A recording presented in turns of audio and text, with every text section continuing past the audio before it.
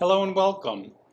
My name is Richard Salhaney, President of the Richmond Health Network and Chief Administrative Officer for Richmond University Medical Center. Our program today will focus on palliative care.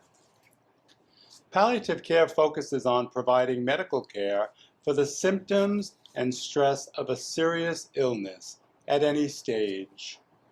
The ultimate goal of palliative care is to improve the quality of life for the patient and their family.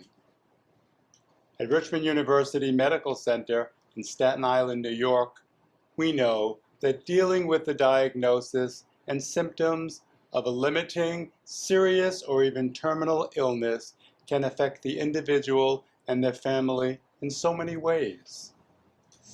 During this stressful and difficult time, we provide comprehensive palliative care services for patients and their loved ones.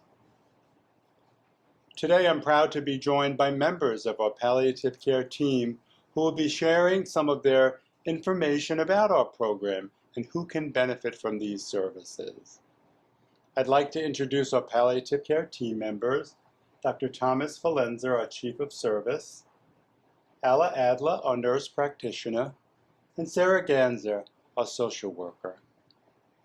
We're going to be asking our panel a series of questions, starting with Alla Adler. If we ask her, what is palliative care? Palliative care is an interdisciplinary approach that is utilizing various disciplines and their expertise in providing care for patients suffering from serious illnesses. Palliative care can be applied in any stages of illness at any age, and it's aimed to relieve suffering and improve quality of life. And Dr. Valenza, can you differentiate between palliative care and hospice care? Yes, it's often confused. However, it's confused because hospice originally started the whole movement of supporting people in a long-term illness, and especially in the final phase. The contemporary hospice movement started in 1960 in England with Dame Cicely Saunders. This morphed in 1987 into what we now call palliative care. So what happened in the late 80s was that palliative care took over, and hospice is now a subset of palliative care. So palliative care is the major director, organizing for the patient and their family. It's important that we're talking that it's a patient and their family, not just a patient who is our area of concern. And so we make referrals to hospice, but they come through the palliative care team. Thank you. And Alla, where are these services provided? The services can be provided anywhere in the hospital settings, in any hospital settings, whether they're surgical, critical care, regular med-surg floors. They also can be provided on outpatient basis, in patient's home, and in skilled nursing facilities.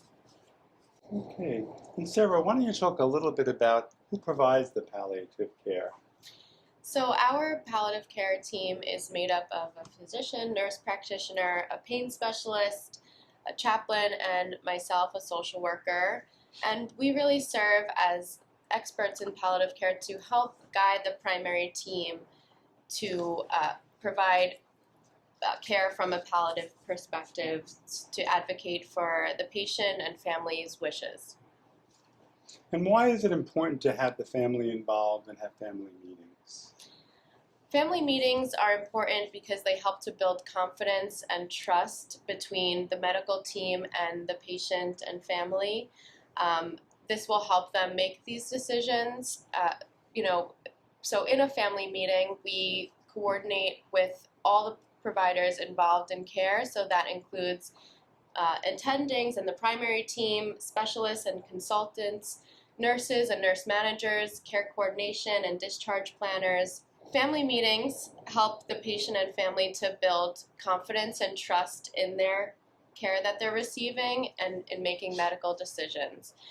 In the family meetings, we coordinate with everyone involved in the patient's care, including the patient and family, along with our own team, attendings and the primary team, consultants and specialists, nurses, nurse managers, and care coordination to get everyone on the same page so that the family and patient can understand the big picture and treatment options that they have in front of them.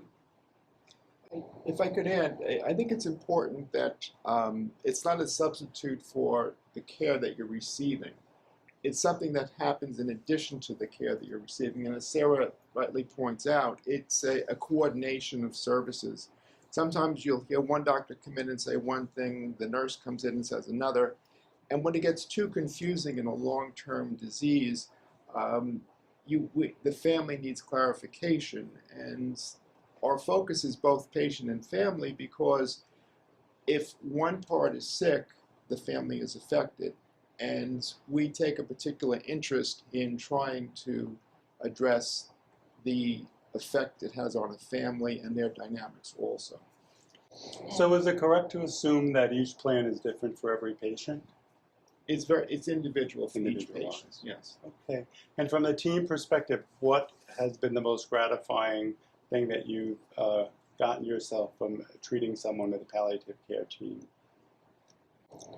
What is the most gratifying for us as a providers, and particularly my role as a nurse practitioner, is to have an opportunity to provide comfort care, to provide education to the family and to the patient in understanding the complexity of care. Also, it would allow to see consensus building and improving family dynamic in the process of providing care. Also, educational opportunities for medical staff and nursing staff throughout the development of this program is also very gratifying. And do I understand that there's also a robot involved somehow in palliative care? Yes, when part of palliative care is pain management. There's two aspects to pain management. It's what the palliative care team does, and we have an interventionalist that's just joined our team, and it's his role to do procedures. There are particular areas of the body that can be directly treated with interventions, nerve blocks, let's say, that will treat a particular type of pain. Also, addiction services, treating a person that has a particular addiction, whether it's alcohol or drugs, and they're in pain, very, very difficult. And this individual has particular training in this area, and so we're happy to offer that service also. Wonderful. And Sarah, has the volume increased? Yeah, we're seeing more and more of our hospital staff kind of get involved and interested in palliative care. So we've been able to see patients on most of the units that we have here in the hospital, and even started to incorporate some of our outpatients with Dr. Ferlenza's office. Wonderful. Well, I think you've heard some wonderful information from our team here today. If you'd like some more information about our palliative care services and to schedule an appointment, you can go to our website or call us at 718-818-4104. In the meantime, remember to practice social distancing and wear a mask and wash your hands often. We are all vaccinated here today, and that's why we're not wearing a mask today. Thank you for watching.